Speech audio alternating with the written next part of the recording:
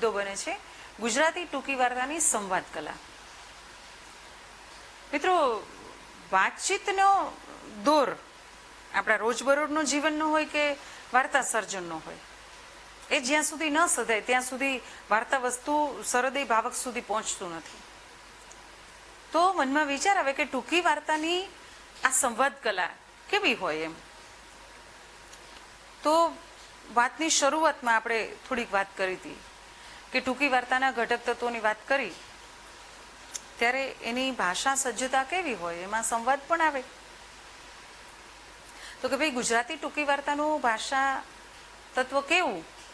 તો કે ભાઈ ટૂંકું, નાના નાના ટૂંકા ટૂંકા વાક્ય હોય અને એ ટૂંકા ટૂંકા વાક્યો દ્વારા આપણને સર્જક છે એ છેક અંત સુધી આપણે લઈ જાય અને એના સાથે જ સર્જક આપણે એવા બધા મનના સંચલનો હોય એને પણ પ્રગટ કર્યા હોય. એટલે ગુજરાતી ટૂંકી વાર્તા ક્ષેત્રે આ સંવાદો શું મહત્વના છે?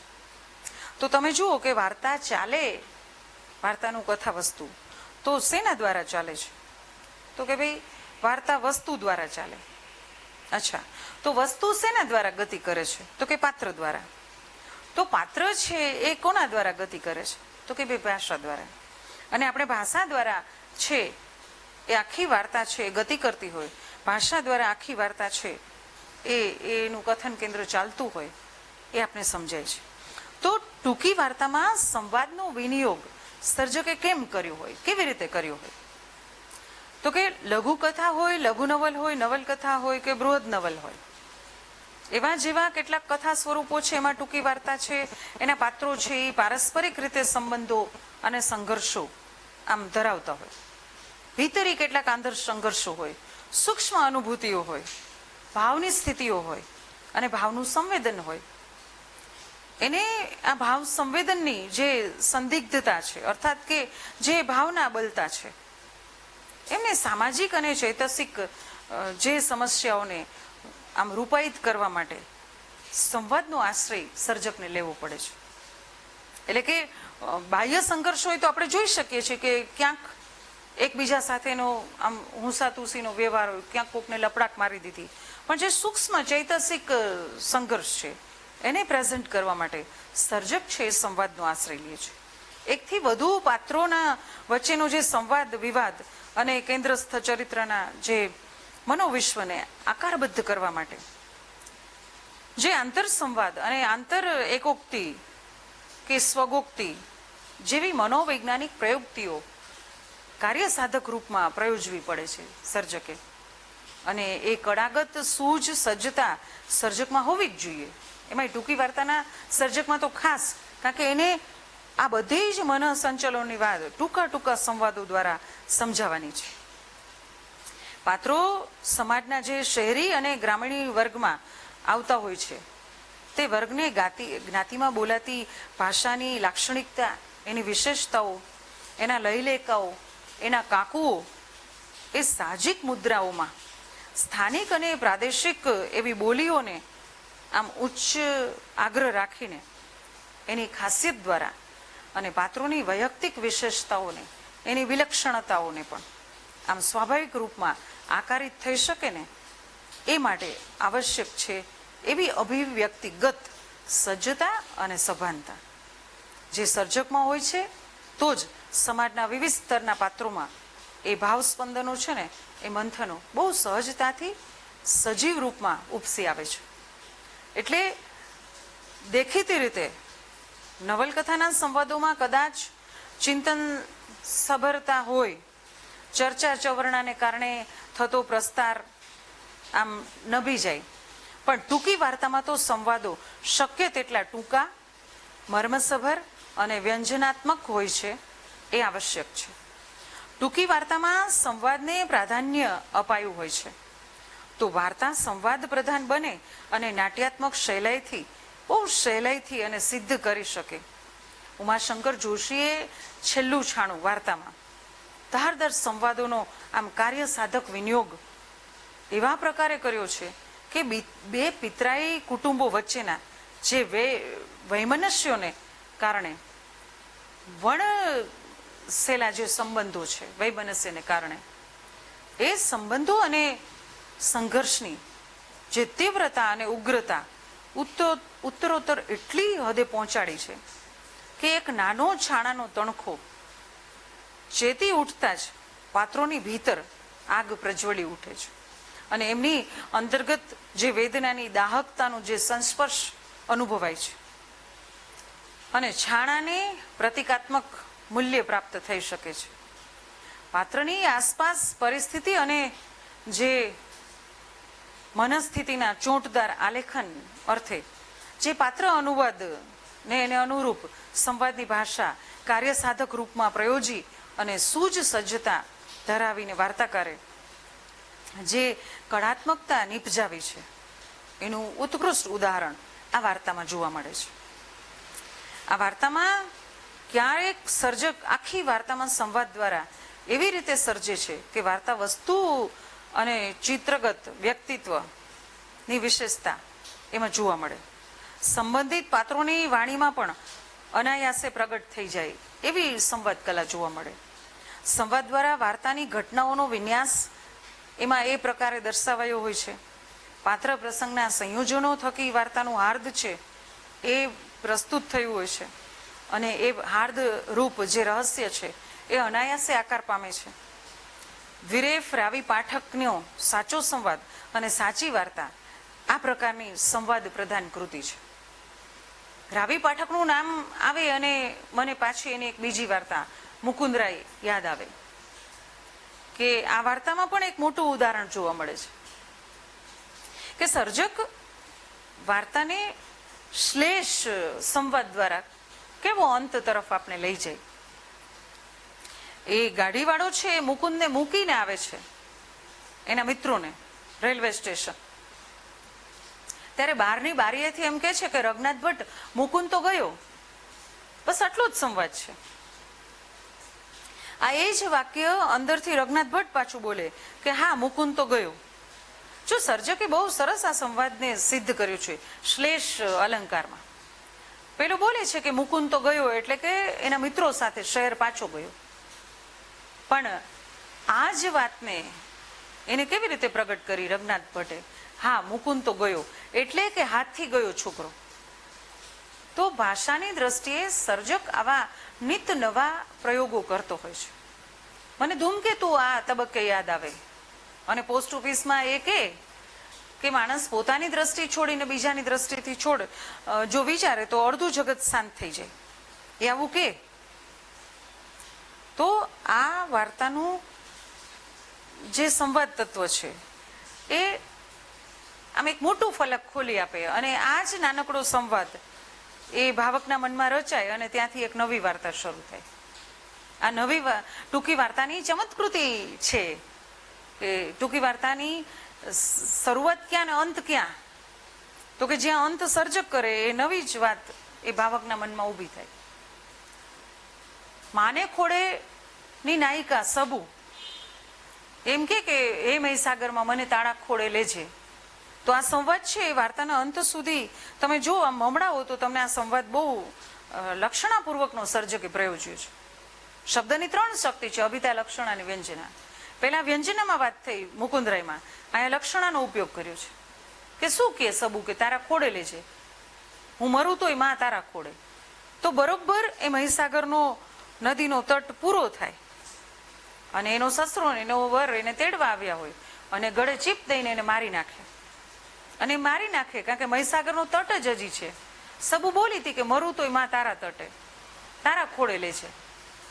હવે આ બે રીતે આ લક્ષણાથી આ સંવાદ મુકાયો છે માને ખોડે કે એક તો મહીસાગરના તટમાં જ પેલી સબુનું મૃત્યુ અને બીજું કે સબુના ગર્ભમાં એક બાળક છે એ જન્મવાનું હતું તો એ માના ગર્ભમાં જ મૃત્યુ પામે છે, માના ખોડામાં જ. તો જો આ વાર્તાનું શીર્ષક થી માંડીને એ સંવાદ તારા હે માં તારા ખોડે એ સંવાદ બહુ સુંદર મજાનો આ વાર્તામાં રહ્યો છે કે મહીસાગરના તટે જ સબુનું મૃત્યુ અને સબુનું બાળકનું પણ એના માના ખોડામાં જ હજી ગર્ભમાં હોય ત્યાં જ મૃત્યુ. કહેવાનો મતલબ એ છે કે સર્જકે આવી જગ્યાએ સંવાદોને આમ ટૂંકા રૂપે આપીને વાર્તાની અંદર જે ચમત્કૃતિ સાધી હોય એ અહીંયા સધાય છે. એ પરિતોષ વાર્તામાં સર્જક શું કે ગુલાબદાસ બ્રોકર કે ભાઈ એક 45-50 વર્ષની ઉંમરે પહોંચેલો વાર્તાના એક નંદુ, એ નંદુ છે એની વિકૃતિને કેમ પ્રગટ કરે છે, તો એ છેલ્લા વાર્તાના અંતમાં જોવા મળે. શું કરે કે પેલું કબૂતરા કબૂતરીનું જે આમ સરસ મજાનું જોડું પ્રણય ક્રીડા કરતું હોય અને એ જોઈ ન શકે. પોતાના શેઠની છોકરી પરણી ગઈ જે પોતાની પાસે રમી હતી, પોતે એને તેડીને રમાડી હતી, એવી છોકરી પરણી ગઈ, હજી પણ પોતે નથી પરણી શક્યો. તો મનની વિકૃતિને પેલું પ્રણય ક્રીડા કરતું દ્રશ્ય નથી જોવાતું. એટલે પેલા કબૂતરની આમ ડોક મરડી અને એને મારી નાખે. અને ઓરડીમાં એક દીવો હોય ને એ દીવા ઉપર પેલું એક ગરુડી પડે આમ, અને એ ગરુડીનું પડવું અને એ દીવો ઠરી જવું ને એ અંધકારમાં પેલાનું અટહાસ્ય કરવું. તો કહેવાનો તાત્પર્યાર્થ આવા સૂચિત રીતે પણ સર્જક છે એ વાર્તાનો અંત સુંદર આપે છે. એટલે એકંદરે જોઈએ તો ટૂંકી વાર્તામાં સંવાદ કળાનું મહત્વ છે એ બહુ મજાનું છે. કારણ કે વાર્તા ગતિ કરે ક્યારે, તો કે ભાઈ કથાની સાથે વસ્તુ ગતિ કરતી હોય ત્યારે. વસ્તુ ગતિ કરતી કેમ દેખાય છે, તો કે પાત્રો ગતિ કરે ને પાત્રોના ખભા ઉપર વસ્તુ વિન્યાસ થતો હોય. પણ પાત્ર અને વસ્તુનો એ વિન્યાસ ક્યારે થાય, તો કે સંવાદો દ્વારા. તો આમ ટૂંકી વાર્તા ક્ષેત્રે સર્જક સંવાદોની ગૂંથણી ટૂંકી, સચોટ અને માર્મિક રીતે કરે છે. આ મુદ્દાને આપણે અહીં પૂરો કરીશું. હવે પછીના નવા મુદ્દા સાથે પાછા મળીશું. ત્યાં સુધી નમસ્કાર. ગુડ મોર્નિંગ મિત્રો. આવું સરસ ચોમાસાનું વાતાવરણ હોય, વરસાદ આમ જામ્યો હોય, ત્યારે રમેશ પારેખ યાદ આવ્યા વગર રહે નહીં કે અહીં આપણે બે અને વરસાદ ભીંજવે, નહીં છાલક નહીં છાંટા રે વરસાદ ભીંજવે, દરિયા આડા ફાટ્યા રે વરસાદ ભીંજવે,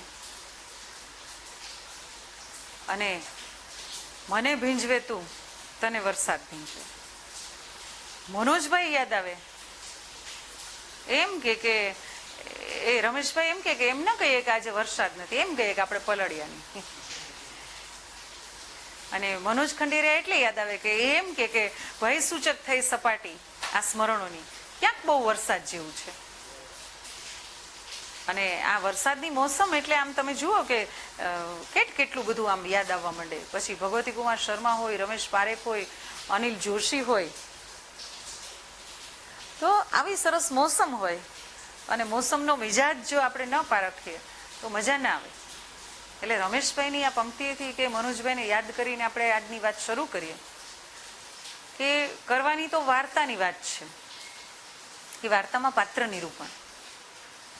તો આ સર્જક ટૂંકી વાર્તા ક્ષેત્રે એનું ફલક બહુ સીમિત હોય છે ટૂંકી વાર્તાનું. આપણે હવે તો આ ઘટક તત્વો ને બધું ભણી લીધું એટલે ખ્યાલ છે, બહુ ટૂંકું અને સીમિત હોય છે. એટલે એ ટૂંકી વાર્તાનું ફલક સીમિત હોવાથી એમાં નવલકથાની જેમ આમ અખિલાઈ ભરી વાત નથી, અખિલાઈ ભરેલું દર્શન પણ નથી. એટલે વિવિધ કોટીના જે બહુસંખ્ય પાત્રોની જે વિકાસ માટેની અવકાશ છે નવલકથામાં, એ અહીં ટૂંકી વાર્તામાં એવો સુલભ નથી. અને એમાં લક્ષ્યની જે એકાગ્રતા, જે એકતા ઉપરની સર્જકની દ્રષ્ટિ કેન્દ્રિત થયેલી હોય તો જ લક્ષ્યવેધી એ સિદ્ધિ થઈ શકે અને એ સિદ્ધિ મળી શકે. આથી એમાં પાત્રની સંખ્યા બહુ મર્યાદિત હોય છે, એ આવશ્યક છે.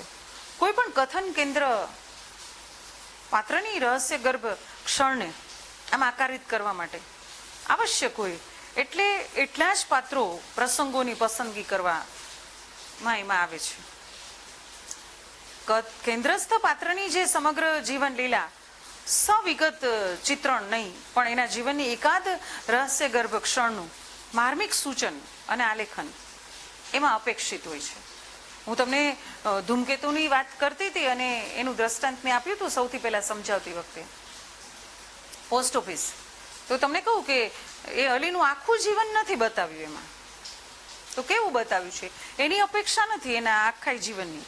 એટલે કેન્દ્રસ્થ પાત્રની સમગ્ર જીવન લીલાનું સવિગતે કોઈ ચિત્રણ નથી, પણ એના જીવનની એકાદ રહસ્ય ગર્ભ ક્ષણનું માર્મિક સૂચન અને આલેખન આ ટૂંકી વાર્તામાં અપેક્ષિત છે.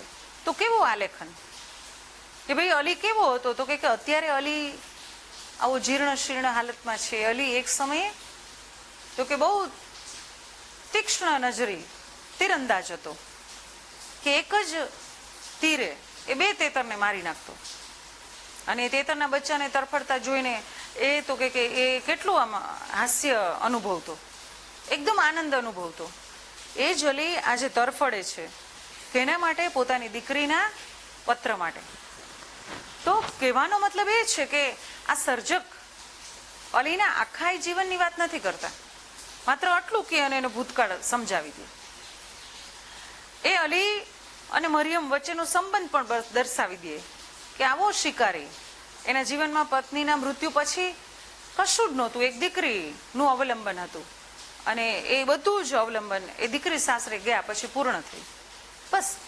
તો અલીના જીવનના એ માર્મિક ચિત્રને આપણી સામે રજૂ કરી શકે. એ ચિત્રની સાથે એ રહસ્ય ગર્ભે એની જે ક્ષણનું માર્મિક સૂચન કર્યું છે એ કરી દે. એમાં ગૌણ પાત્રનું નિરૂપણ, કેન્દ્રસ્થ પાત્રની આવી કોઈ રહસ્ય ગર્ભ ક્ષણની કોઈ વિશિષ્ટ ભાવ પરિસ્થિતિને ઉજાગર કરવા માટે વિભાવ રૂપે થવું જરૂરી છે. આજની ટૂંકી વાર્તામાં પશુ પંખીઓ પાત્ર રૂપે આવે ત્યારે માનવીની સ્વભાવગત કોઈ લાક્ષણિકતા અથવા તો એની કોઈ અમુક માનવ સહજ વૃત્તિઓ, સંવેદનાઓને ઉપસાવવા માટે યોજાતા હોય છે. પરંપરાગત બોધકથા, દ્રષ્ટાંત કથાના માળખાઓમાં વિનિયોગ કરીને વર્ણન, કથન, સરળતા, સાહજિકતા સિદ્ધ થઈ શકે એ પ્રકારે રચાયેલી સુમન શાહ, રાધેશ્યામ શર્માની આદિ લેખકોની વાર્તાઓ છે. એમાં પ્રયોગશીલ કૃતિઓ પ્રથમ દ્રષ્ટિએ એ બોધકથા, દ્રષ્ટાંત કથા જેવી ભણતી અને ભાસતી જોવા મળે. પણ વસ્તુતઃ આધુનિક ટૂંકી વાર્તાની જે સ્વરૂપગત લાક્ષણિકતાઓ, વિશેષતાઓ એમાં સાકાર કરવામાં જે ઉપક્રમ કેન્દ્રસ્થ રહે છે, એમાં આવતા પશુ પંખીઓના પાત્રો એ રીતે આલેખવામાં આવે છે કે માનવની સ્વભાવગત વિશેષતાઓને, સમસ્યાઓને, સંવેદનાઓને પ્રગટ કરે. હું તમને ભૈયા દાદાની વાર્તા કહું તો ભૈયા દાદા એવી વ્યક્તિ, જુમ્મો ભીજતી ફાટક પાસે રે અને પેલો પાડો છે એનો પગ આવી જાય તો હવે એને ફાટક પણ નથી ગમતું. એ જન્મભૂમિનો ત્યાગ, એ વાઘજી મોચી વસ્તુ, પેલી સ્થળ સાથેનો એનો મોહ, પેલા પાડા સાથેનો, એ તો કે પોતાની જન્મભૂમિ જે કહી શકાય ત્યાં તો કે પોતે મોચી કામ કરવા બેસે અને ગવર્નરની સવારી નીકળવાની છે એટલે એમ કે અહીંયા રસ્તા ઉપર મોચી બેસે એ સારું ન લાગે એટલે શેરીના ખૂણે બેસવાનું અંદર. હવે વર્ષોથી જ્યાં વ્યવસાય કરેલો એ વાઘજી મોચીને અહીંયા કઠે છે એ સ્થળ. એ ગવર્નરની સવારી પછી પાછો પોતાના સ્થળે આવીને બેસવા જાય પણ પોલીસ કર્મીઓ બેસવા ન દે ત્યારે એને જે મન અંદરથી ઉઠી જાય કામ કરવા માટે અને એ કામ ન કરી શકે, તો આ વ્યક્તિ સાથેનું, વસ્તુ સાથેનું, સ્થિતિ સાથેનું જે જોડાણ છે પાત્રોનું, એનું મનોવલણ છે એ આ પાત્રગત રીતે પ્રગટ થાય છે. છેલ્લું છાણું ઉમાશંકર જોશીની વાર્તામાં બંને સાસુ વહુ વિધવા છે. સસરાનું મૃત્યુ છે, દીકરાનું પણ છે. આ બંને વિધવા સ્ત્રીઓ એકબીજાના આધારે જીવે છે. ત્યારે કેવું એક સરસ નિરૂપણ કર્યું છે પાત્રનું કે વહુ બેઠી હોય છે અને સાસુ સૂતી હોય છે ખાટલામાં. ત્યારે વહુને કહે છે કે બેટા હું મરું ને તો મારું છેલ્લું છાણું તું ઉપાડજે. તો વહુ કહે છે કે હું મરું તો. જો આ બે પાત્રોની જે વાત દરમિયાન જે પાત્રના માનસનો ઉઘાડ છે એ બહુ સુંદર છે. એવી જ રીતે મને મુકુંદ રાવી પાઠકની યાદ આવે કે પાત્રનો ઉઘાડ સર્જકે કેવો કર્યો છે કે મુકુંદ અપમાન કરીને જતો રહે છે એટલે બેનનું અપમાન થાય છે, વિધવા બેનનું, ગંગાનું. અને એ અપમાન થાય ને ત્યારે બાપથી સહન નથી થતું, એમાંય મિત્રો દેખતા એટલે બાપ બહુ ગુમસુમ રહે છે. દીકરીને બહુ અંદરથી લાગે છે કે આજે પિતાને કંઈક ગમતું નથી એવું થયું છે, પણ એને ખુશ રાખવા ગંગા અવનવી વાત કરવા જાય પણ પિતા કશું જ બોલતા નથી. પણ જેવો પેલો સંવાદ આવે કે હા મુકુંદ તો ગયો, પછી ગંગાને બોલાવી અને એમ કે બેટા આવજે તો, અને એ આવે ને પછી એને વાત કરે તો એ વાતચીત દરમિયાન એ પાત્રના માનસની જે અંદરની ખાલીપાની વૃત્તિ છે એ પ્રગટ થઈ આવે. અલીનું હૈયાફાટ રુદન કરવું પેલા વડલા નીચે જઈને, અને એ રુદન દરમિયાન એમણે તો કે એમણે જે આમ કહી શકાય ને કે આમ મનની અંદર સંઘરી રાખેલો પોતાનો ખાલીપો છે એ ખાલીપાને પ્રગટ કર્યો. આ હોશિયાર શિકારી એ ગાંડા જેવો બની ગયો, અને એ ગાંડા જેવો બની અને પછી એ હૈયાફાટ રોવે ત્યારે એ કહે છે કે પ્રકૃતિ એમ કે પરમાત્માની સૃષ્ટિમાં, પ્રકૃતિની સૃષ્ટિમાં આટલો બધો પ્રેમ હશે મને ખબર નહોતી. જો પ્રેમની અનુભૂતિ હવે થાય છે દીકરીના વિરહમાં. એટલે પેલા તેતરના બચ્ચાને તરફડતું જોઈને જે વિકૃત આનંદ હતો ને એ આનંદમાં હવે ઉર્મી ભળે છે. એટલે ખબર પડે છે કે ઈશ્વરની સર્જેલી આ પ્રકૃતિમાં આટલો બધો પ્રેમ હશે એ મને ખબર નહોતી. તો આવા સંવાદો દ્વારા સર્જક પાત્રના આંતરમનના, બાહ્ય રીતે તો આપણે પાત્રનો પરિચય થાય જ છે, પણ આંતરમનનો પરિચય કરાવે છે. એ આંતરમનના પરિચયમાં મને સુરેશ જોશી યાદ આવે. એ થીગડું વાર્તામાં એમ કે રાજા રાણીની વાર્તાનું પુરાકલ્પન આવે કે રાજા રાણીનો છોકરો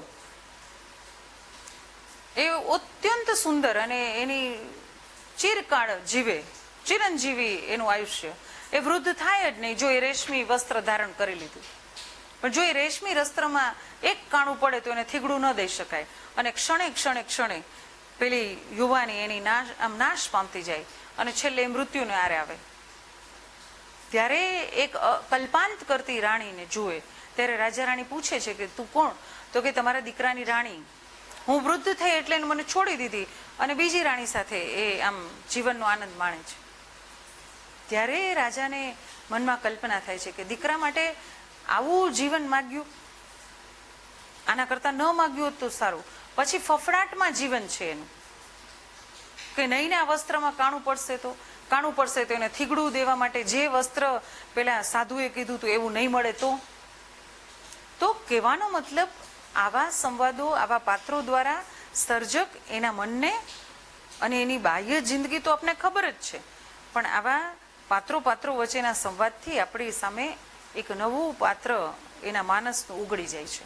એટલે ટૂંકી વાર્તામાં પરંપરાગત રીતે જોઈએ તો આવી સંવેદનાઓ પ્રગટ કરતા પાત્રો જોવા મળે છે, અને આવા પાત્રોની વરણી સર્જકે કરી છે.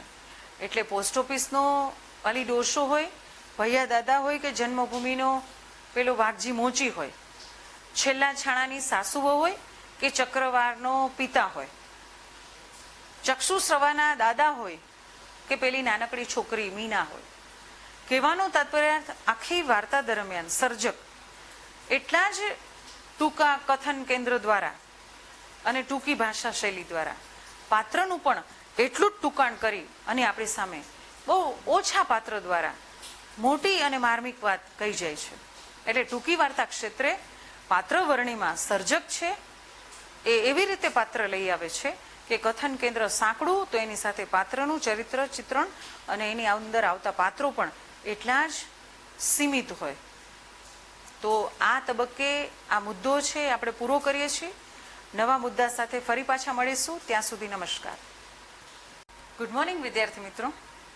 મધ્યકાલીન ગુજરાતી સાહિત્યમાં જે એની ઘડનારા પ્રેરક પોષક પરિબળો હતા એ મુદ્દાની ચર્ચા પછી આપણે વાત કરીએ મધ્યકાલીન ગુજરાતી સાહિત્યની વિશેષતાઓ અને એની મર્યાદાઓની, અથવા તો એમ પણ કહી શકાય કે મધ્યકાલીન ગુજરાતી સાહિત્યની લાક્ષણિકતાઓ અને એની વિગતો વિશેષ જણાવો. તો પ્રત્યેક વસ્તુને પોતાની આગવી લાક્ષણિકતા હોય છે ને એ રીતે જોઈએ તો સાહિત્યને પણ પોતાની આગવી લાક્ષણિકતા હોય છે. આ લાક્ષણિકતાઓને આધારે તેને આપણે સાહિત્યને વધુ ને વધુ સારી રીતે જાણી શકાય છે. અને મધ્યકાલીન ગુજરાતી સાહિત્યને પણ પોતાની આગવી લાક્ષણિકતા છે. આપણે આ લાક્ષણિકતાઓને આમ ટૂંકમાં એનો પરિચય જોઈએ તો સૌથી પહેલા મધ્યકાલીન ગુજરાતી સાહિત્યની લાક્ષણિકતાઓમાં આવે કે મુખ્યત્વે પદ્ય પ્રધાન હતું. તો આ સાહિત્યની સૌ પ્રથમ લાક્ષણિકતા એ છે કે આ સાહિત્ય પદ્ય પ્રધાન હતું. પૃથ્વીચંદ્ર ચરિત અને વચનામૃત કે સત સંહિતાની ટીકા એ જો બાદ કરીએ, એવી થોડીક રચનાને આમ અપવાદરૂપ ગણીએ તો એ ગદ્યમાં હતી અને મુખ્યત્વે વેપારીના ચોપડે ગદ્ય હતું, રોજિંદી વાતચીતમાં ગદ્ય હતું. બસ બાકી તમામ ધર્મગ્રંથો કે ટીકા ટિપ્પણી જે કંઈ મળ્યું છે એ સાહિત્ય આપને પદ્યમાં જ મળ્યું છે. એટલે એ પ્રતિષ્ઠિત પદ્ય સાહિત્ય આપણી સાથે મધ્યકાલીન ગુજરાતી સાહિત્યનું આવે છે. બીજું, વિષય વૈવિધ્ય ઓછું હતું અને કેન્દ્ર સ્થાને ધર્મ હતો.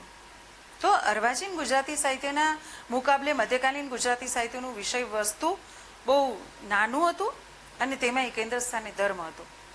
ભક્તિ, જ્ઞાન અને વૈરાગ્યના ઉપદેશ તેના મુખ્ય કહી શકાય એવા સૂર હતા. અને કવિનું પરલોક અને ઈશ્વરની ભક્તિનું જે ભાથું એ મુખ્ય એમ હતું. અને તેવી જ સાહિત્યમાં જૈન તીર્થંકરો, નેમિનાથો, આચાર્યો, સ્થૂલીભદ્ર જેવા અનેક નિમિત્તે શૃંગારના ચિત્રો આવે છે, પણ તે વૈરાગ્યને બોધ કરાવવા માટેના છે. દયારામ શૃંગારની છોડો ઉડાડે તે દયા પ્રીતમને રીઝવવા માટે અને નરસૈયો સખી નાચે તે નિજ સ્વામીને પ્રત્યક્ષ કરવા માટે. આમ અહીં સાહિત્યકારોના સર્જનમાં કેન્દ્ર સ્થાને ધર્મ જ રહ્યો છે. પછી એક બીજી વાત જોઈએ તો ઉછળતા જીવનના અભાવને પ્રગટાવતું આ સાહિત્ય હતું. તો આપણે ઉપર જોયું જે મુદ્દો કે વિષય વૈવિધ્ય અને કેન્દ્ર સ્થાને ધર્મ, તો મધ્યકાલીન ગુજરાતી સાહિત્યમાં ધર્મ જ કેન્દ્ર સ્થાને રહ્યો અને તેમાં પણ વૈરાગ્યના કવિતાને તો આમ પ્રમાણ બહુ ધ્યાન ખેંચે તેટલું અને મોટું છે. આ કવિતામાં સંસારના ડૂબેલા જીવોને સંસારની અસારતા અને એ જીવનની નશ્વરતાને સમજાવી અને તેમને ઈશ્વરાભિમુખ થવાનો એક બોધ આપવાનો આ કવિતામાં પ્રમાણ જોવા મળે છે. એવા કાવ્યોની સંખ્યા બહુ વધુ જોવા મળે છે. અને ખાસ કરીને કનૈયાલાલ મુનશી તો એવું નોંધે છે મધ્યકાલીન ગુજરાતી સાહિત્ય માટે કે આ સાહિત્ય છે ને એ સોગ્યું સાહિત્ય છે. આ સાહિત્યમાં પ્રેમાનંદનો પૂજ્ય અપવાદ સિવાય મધ્યકાલીન સાહિત્યકારોમાં બધા જ સાહિત્યકારો જીવન દ્વેષી છે અને મૃત્યુના પૈગંબરો છે. અને મધ્યકાલીન ગુજરાતી સાહિત્ય ઉછળતા જીવનનો અભાવ કચેરીઓ કાઢનારું સાહિત્ય છે. એવું સફળ એવું સ્ટેટમેન્ટ કનૈયાલાલ મુનશીનું જોવા મળે છે. પછી જીવનના ઉલ્લાસની અભિવ્યક્તિ એ મુખ્ય વિશેષતા રહી છે કે હકીકતમાં મુનશીનો જે આરોપ હતો સંપૂર્ણપણે એ સાચો નથી મધ્યકાલીન ગુજરાતી સાહિત્ય માટે. અલબત્ત મધ્યકાલીન ગુજરાતી સાહિત્યના વૈરાગ્યની કવિતાનું પ્રમાણ ભલે મોટું હોય એ ખરું, પણ સાથે સાહિત્યમાં જીવનનો જે ઉલ્લાસ ભરપૂર માત્રામાં જોવા મળે છે એ બહુ આમ દર્શનીય છે. અને તે હેમચંદ્રાચાર્યના દુહાઓ છે. વસંત વિલાસ જેવા કહી શકાય એવા ફાગુમાં છે, એ કૃતિમાં છે. અને ખાસ કરીને ફાગુ સાહિત્યની સંદેશક રાસકૃતિ છે, રાસકૃતિ, આ બધા જમાં તમે જુઓ તો શૃંગાર છે જ. હવે તમે હેમચંદ્રાચાર્યનું વાત કરી તો એના બે સેજ ઉદાહરણ આપું કે સિદ્ધેમના દુહાઓમાં હેમચંદ્રાચાર્યએ લખ્યું છે કે કાગા સબતન ખાઈયો, ચૂન ચૂન ખાઈયો માંસ, દોને નન્મત ખાઈયો, जिसे पिया मिलन कियास. તો આ નરી પ્રેમની અભિવ્યક્તિ વાળું આ દુહો બને છે. તો વળી એક જગ્યાએ એવું કહ્યું છે કે પિયું આવ્યો પરદેશથી ને કર્યા જીમણવાર, તન ચોખા મને લાપસી ને નૈણા ઘીની ધાર. તો અહીંયા પણ એ જ શૃંગારની અનુભૂતિ થાય છે. એટલે અહીંયા એવી પ્રતીતિ થાય કે જે કનૈયાલાલ મુનશી એમ કે જીવનના ઉછળતા રંગનો એમ કે કચેરીઓ કાઢનારું આ સાહિત્ય છે. તો સંદેશક રાસ હોય કે વસંત વિલાસ ફાગુ હોય કે સિદ્ધહેમના દુહા હોય, આ બધા ઉપર એક દ્રષ્ટિપાત કર્યો તો આપને ખ્યાલ આવે છે કે જીવનનો ઉલ્લાસની અભિવ્યક્તિ તો મધ્યકાલીન ગુજરાતી સાહિત્યમાં થઈ જ છે. આ ઉપરાંત ઉપલબ્ધ સાહિત્ય જે મળે છે એ હસ્તલિખિત અવસ્થામાં મળે છે અને કંઠોપકંઠ છે. તો મુદ્રણ યંત્રના અભાવને કારણે મધ્યકાલીન સાહિત્ય મોટે ભાગે હસ્તલિખિત અવસ્થામાં ને કંઠોપકંઠ રીતે આમ સચવાયેલું છે. હવે એમાં આમ લાંબી રચનાઓ છે, એને લૈયાઓ દ્વારા આમ એની પ્રચાર થયો હતો, લખાયો હતો. અને ટૂંકી રચનાનો પ્રચાર પણ એટલો જ સરસ રીતે થયો છે. મોટી રચના લખાય અને ટૂંકી રચનાને આપણે કંઠ દ્વારા યાદ રાખીએ છીએ. નરસિંહ મીરાના લોકપ્રિય પદો છે એ પદો કંઠસ્થ થયા છે અને એ સૂચવાયું છે. જ્યારે નળાખ્યાન સુદામા ચરિત છે, દસમ સ્કંદ, કુંવરબાઈનું મામેરું જેવી લાંબી રચનાઓ છે લૈયાઓ દ્વારા લખાય છે અને સચવાય છે. વધુ લોકપ્રિય કૃતિની નકલ પણ થઈ છે. પ્રમાણમાં અને સમયના અંતરે થતી એમની જે મૂળ રચનાઓ હોય એમાં લૈયાઓએ પોતાના સમયની ભાષાનું પ્રયોજન કરેલું છે અને એવું લોકપ્રિય રચનાઓમાં આ બાબતમાં જોવા મળે છે. તેથી એક જ કૃતિની ભાષા કદાચ જુદા જુદા સમયે જુદી જુદી થતી રહી હોય તો એની વિશેષતા છે. બીજું એક વિશેષ ધ્યાન ખેંચે એવું લક્ષણ છે કે સાહિત્યકારોમાં કવિપદનું અભિમાન નહોતું. હવે મધ્યકાલીન ગુજરાતી સાહિત્યની અને સાહિત્યકારોની આ પણ એક અગત્યની લાક્ષણિકતા છે કે આ કવિઓમાં કોઈને પણ કવિપદનું અભિમાન નહોતું અને પોતાની જાતને કવિ તરીકે ઓળખાવાની પણ કોઈની તૈયારી નહોતી. દાખલા તરીકે નરસિંહ કહે છે કે ભક્ત કવિ રખે એક જાણો, જ્યારે અખો એમ કહે કે જ્ઞાનીને કવિ ન ગણશો. પ્રેમાનંદ પણ પોતાની જાતને ભટ્ટ પ્રેમાનંદ તરીકે ઓળખાવે. આમ આ કવિઓએ કવિપદનું સહેજ પણ અભિમાન રાખ્યા વગર એમણે પોતાનું કાર્ય કર્યું છે અને અભિમાન એ લોકોમાં જોવા મળતું જ નથી, કારણ કે પોતાની જાતને પ્રથમ ભક્ત માને છે. આ ઉપરાંત એક વિશેષ લક્ષણ એ પણ છે મધ્યકાલીન સાહિત્યનું કે સાહિત્યમાં સર્વ સમાન, ઊંચ નીચના ભેદભાવનો અભાવ હતો. બહુ સાચી વાત છે કે મધ્યકાલીન ગુજરાતી સાહિત્યનું ખેડાણ જ્ઞાત જાત અને ઊંચ નીચના તથા સ્ત્રી પુરુષના ભેદ વગરનું હતું. એટલે હું ઘણીવાર કહું ને કે મધ્યકાલીન ગુજરાતી સાહિત્યનો તમામ સર્જક મોટાથી માંડીને નાના સુધીનો એ તમામ છે એ આપણા કરતાં આધુનિક છે, કારણ કે એમાં સ્ત્રી પુરુષના ભેદેય નહોતા. અત્યારે આપણી જાતને આપણે ગમે એટલા એજ્યુકેટેડ માનીએ, વેલ એજ્યુકેટેડ બનેલા આપણે બધા, હજી આપણે એમ કહીએ છીએ કે રહેવા દે, એ તારાથી નહીં થાય, તું એમ કે લેડીઝ શું કામ નહીં, આપણે એમ કહીએ છીએ. પણ અહીંયા તો એ સ્ત્રી પુરુષના ભેદ વગર આખું સર્જન થયું છે અને એના હાથે બહુ સભાન રીતે આવું સર્જન જોવા મળ્યું છે. એ સમયે બ્રાહ્મણોનું વર્ચસ્વ કંઈક અંશે હતું, પરંતુ બ્રાહ્મણ અને અબ્રાહ્મણનો એ તીવ્ર ભેદ તથા કટુતા જે એમ કે અત્યારે જોવા મળે છે ત્યારે નહોતી.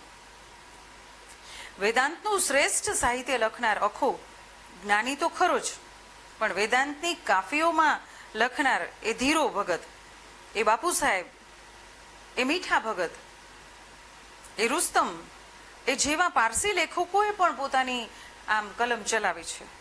એ અબ્દુલ રહેમાન હોય કે રતનબાઈ હોય, એ ગમે તે હોય, એ વેદાંત ઉપર કે વેદ ઉપર લખી શકતા.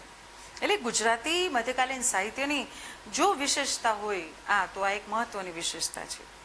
સમકાલીન જીવનના રંગોની રંગપૂર્ણી પણ થઈ છે. તો મને કહેવું ગમશે કે આ સાહિત્યમાં આપણને સમકાલીન સમાજની તથા સમકાલીન ઇતિહાસની દ્રષ્ટિએ જો મહત્વની વાત કરીએ તો અહીંયા આ આપને પ્રાપ્તિ મળી છે કે એ સમયના જીવનનો રંગ છે એ આપણે જોવા મળ્યો છે એમના સાહિત્યમાં. ક્યાંક માન્યતાઓ છે, ક્યાંક શુકન અપશુકનના પરિચયો થયા છે, ક્યાંક રીતિ રિવાજો છે.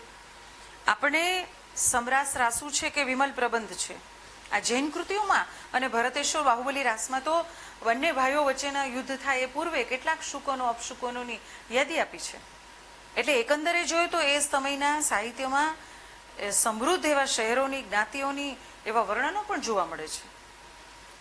એટલે એ સમયની નગર વ્યવસ્થા, એ સમયના લોકો, એ સમયની રાજકીય પરિસ્થિતિ, આ તમામનો સુપેરે પરિચય થાય છે.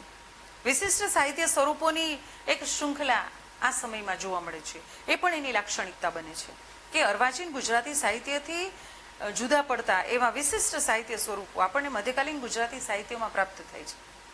એમાં જૈન અને જૈનેતર સાહિત્યકારો પાસેથી આપણને રાસ, રાસુ, ફાગુ, બારમાસી, કક્કો અને પ્રબંધ, પદ્ય વાર્તા જેવા સ્વરૂપો મળે.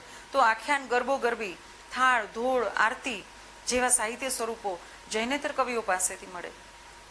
એટલે સાહિત્ય સ્વરૂપોની શૃંખલામાં જોઈએ તો એ મુખ્યત્વે પદ્ય પ્રધાન સાહિત્ય તો હતું જ, પણ વિવિધ એવા સાહિત્ય સ્વરૂપોનો પણ આ સમયમાં આપને પરિચય થાય છે. સમગ્ર સાહિત્ય પરલક્ષી અને આત્મલક્ષિતાનો અભાવ એમાં જોવા મળે છે. બહુ સુંદર આ વસ્તુ બતાવી છે કે સમગ્ર મધ્યકાલીન સાહિત્ય મોટે ભાગે પરલક્ષી છે. આ સાહિત્યમાં કવિઓએ મોટે ભાગે પારકાની અને તેમાંય મુખ્યત્વે ધર્મ પુરુષો અને ધર્મની જ વાત કરી છે અને એ ધર્મની વાત કરતા જ જણાયા છે.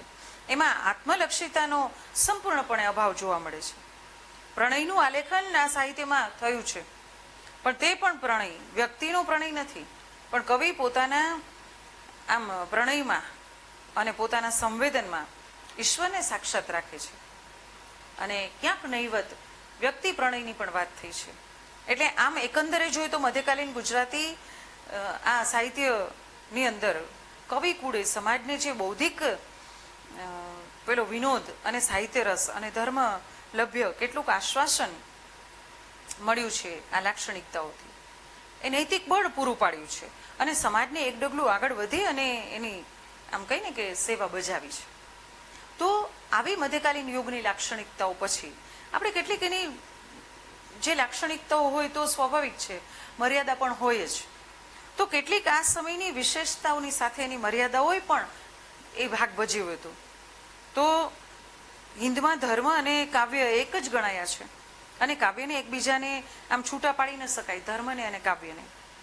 આ સૂત્ર મધ્યકાલીન સાહિત્ય માટે ઘણું જ સાચું ઠર્યું છે, કારણ કે સાહિત્યમાં કેન્દ્ર સ્થાને ધર્મ છે અને હેમચંદ્રાચાર્યથી માંડીને દયારામ સુધીના તમામ એ સર્જકોએ એ સમયગાળાને મધ્યકાલીન ગણવામાં આવે છે અને 12મા શતકથી લઈને 18મા શતકના સમયમાં ઇતિહાસના જે મધ્યકાળના આ સમયને, આ ગાળાને જે મધ્યકાલ નામ આપવામાં આવ્યું છે, એમાં સુપેરે પોતાનું આ કામ બહુ સુંદર રીતે કર્યું છે. તો વિશેષતા રહી છે આ સાહિત્યની ધર્મપરાયણતાની. અને મધ્યકાલીન ગુજરાતી સાહિત્યમાં મેં કહ્યું એમ વિવિધ સ્વરૂપોને આમ પ્રેઝન્ટ કરવા માટે મુખ્ય કવનનો વિષય છે એ જૈનનો હોય કે જૈનેતર કવિઓનો હોય. એમાં એને મહિમા ગાયો છે શક્તિનો, કૃષ્ણનો, રામનો, શિવનો. એટલે મધ્યકાલીન સાહિત્ય એ ધર્મપરાયણ તો હતું જ, પણ આ 15મું શતક ભ્રમણ યુગ હતું, 16મું શતક મંદ યુગ અને 17મું શતક સુવર્ણ યુગ. એટલે ફરી 18મું શતક પાછું મંદ યુગ આવ્યો અને આમાં રાજકીય સ્થિતિની અસ્થિરતા વચ્ચે પણ આપણા કવિઓએ જે ધર્મની જ્યોત જલતી રાખી અને પ્રજાને જે સંજીવની આપી એ ભારતીય સંસ્કૃતિનો પ્રાણ ધર્મ છે. તો વિવિધ સ્વરૂપોની જે વિવિધતા જોવા મળી છે, તો એ સ્વરૂપો એક રીતે જોઈએ તો એની વિશેષતા બને છે, પણ પાછી એ જ સ્વરૂપો એની મર્યાદા બને છે અને એ મર્યાદાઓમાં વિષય પ્રવેશ સાંકડો, સીમિત અને મર્યાદિત બન્યો. એટલે આનંદ શંકર ધ્રુવ જેવા વિવેચક તો એમ કે આ સાહિત્ય છે ને એ આકરા પ્રહારો કર્યા છે. આનંદ શંકર ધ્રુવે એમ કીધું કે આપણા પ્રાચીન ગુજરાતી સાહિત્યનો પ્રદેશ સાવ સાંકડો છે અને મુનશીએ જે આકરા પ્રહારની વાત કરી તો એની સાથે એમને વાત કરી છે કે આ મધ્યકાલીન ગુજરાતી સાહિત્યમાં જે અવલોકન શક્તિ છે ને એ ક્ષીણ છે બધા લોકોની. એટલે ધીરો કે અખો કે ભોજો કે એ બધા એક જ રંગે રંગાય અને પોતાની વાત રજૂ કરે છે. એટલે આ વિશાળ રસમય વિશ્વનું પ્રતિબિંબિત ઝીલવા માટે આપણો આત્મા છે ને એ મૃતિકા જેવો અસમર્થ રહ્યો છે. એટલે આ વિવિધ ઉપલબ્ધ દ્રષ્ટિએ આ સાહિત્ય સાચું લાગ્યું, પણ મધ્યકાલીન વિષય ક્ષેત્રે મર્યાદિત રાખ્યું અને ધર્મ એનો પ્રધાન વિષય બન્યો, એટલે એક એની મર્યાદા બને છે. પછી કલા તત્વનો અભાવ છે આ સાહિત્યમાં. તો આ સાહિત્યના લોકોને ધર્મ ઉપદેશ આપવાનું પ્રયોજન સાથે લખાયેલું આ સાહિત્ય, આથી કલા તત્વ પર ઓછું ધ્યાન આપવામાં આવ્યું. જૈન સાહિત્ય, સ્વામિનારાયણ સંપ્રદાયનું સાહિત્ય, કબીરપંથી સાહિત્ય, આ જે કંઈ સાહિત્ય મળે છે એમાં કલા રસનું તત્વ ઓછું છે. એટલે વિવેચકોએ 18મા શતકને દુર્બળ સાહિત્યનો આમ નિર્માલ્ય યુગ કહ્યો. તો આ જ ગાળામાં સાહિત્યનો એક સુકવણાનો કાળ ગણાણો. આ કવિઓએ પણ સામાન્ય કલામાં એને પોતાનું આયોજન કરેલું. પ્રીતમથી ભોજા સુધીની સાહિત્યની અંદર જે ભજન સાહિત્ય આપણે જોવા મળે છે, સ્ત્રી કવિઓને હાથે રચાયેલી જે રચનાઓ છે એ સામાન્ય કક્ષાની બની છે. આ સિવાય એમ કહીએ આપણે કે દયારામ અને જેવા છેલ્લા ભક્ત કવિ હોય અને સંપ્રદાયથી મુક્ત ન થયા હોય તો એ છેલ્લા શતકમાં પણ કવિઓની તેજસ્વીતાને ગ્રહણ લાગ્યું છે. આવા ટમટમતા તારલાઓ જેવા અને વૃક્ષમાં ખરી પડતા ફૂલો જેવા ઉપકવિઓને એ જોડકણાકારો કહ્યા છે. તો આ એની એક મર્યાદા બને છે. જીવન રસનો અભાવ છે તો મુનશીએ પ્રેમાનંદના પૂજ્ય અપવાદ સિવાય એ કવિઓને જીવનના દ્વેષી કયા અને મૃત્યુના પૈગંબરો કયા. મધ્યકાલીન ગુજરાતી કવિતામાં ઉછળતા જીવનનું કચેરીઓ કાઢનારું આ સાહિત્ય મળ્યું, એવો પ્રયોગ થયો. અને મધ્યકાલીન કવિઓની રચનામાં જીવન રસનો અભાવ દેખાય છે. કેશવલાલ ધ્રુવ તો એમ કહે છે કે સાહિત્યને ઉત્સાહ અને પ્રવૃત્તિના મૂળિયાને બાળી નાખનાર, વૈરાગ્યનો બોધ કરાવનાર આ સાહિત્ય છે. કવિઓની વિચારધારા સંકુચિત, વિષયની બાબતમાં કોઈ કવિ મૌલિક નથી. વર્ણનો પણ બીબા ઢાળ છે અને શામળ પણ મૌલિક તો નથી જ. આવા કવિઓને ધર્મગ્રંથો અને લોક સાહિત્યનો આધાર લઈને જ પોતાની રચના કરી છે. આવો પણ એક મર્યાદાનો મુદ્દો બને છે. ગદ્યનો અભાવ હતો, બહુ સાચી વાત છે કે મધ્યકાલીન ગુજરાતી સાહિત્યનું ખેડાણ બહુ ઓછું થયું છે ગદ્યમાં. અને મધ્યકાલીન ગુજરાતીમાં પૃથ્વીચંદ્ર ચરિતને બાદ કરતા બોલચાલની ભાષાથી વિશેષ ગદ્યનો ક્યાંય ઉપયોગ થયો નથી. સજાનંદ અને દયારામની થોડી કૃતિઓ ગદ્યમાં મળે. આ બધી જ મર્યાદાઓ છતાંય આ સાહિત્ય તટસ્થ દ્રષ્ટિએ જો મૂલવીએ અને જોઈએ તો અનંતરાય રાવળનું વિધાન નોંધપાત્ર છે આ સાહિત્ય માટે કે પ્રથમ કક્ષાએ કવિઓ એમ તુરત પેદા થતા હશે. અલબત્ત મધ્યકાળના જે કવિઓ છે ઘણા ખરા, એ તો એ જમાનાની જવાબદારી છે. અને આ સાહિત્યને જે ઉપર છેલ્લી દ્રષ્ટિએ જોશું તો સામાન્ય થવાનો પણ આમ્રવૃક્ષની બધી જ મંજરીઓ છે એ પરિપક્વ થઈને આમ્રફળ નથી બનતી. તેવી જ રીતે બધા જ કવિઓ ઉત્તમ કક્ષાના નથી થઈ શકતા. સાગરને બહારથી જોઈએ ને તો તેમાં માત્ર ધીર ગંભીરતા અને હુગવાટ અને એનો ખારાશ જ આપને દેખાશે, પરંતુ ઊંડાણમાં જઈએ ને તો જ તેની સમૃદ્ધિ મળશે.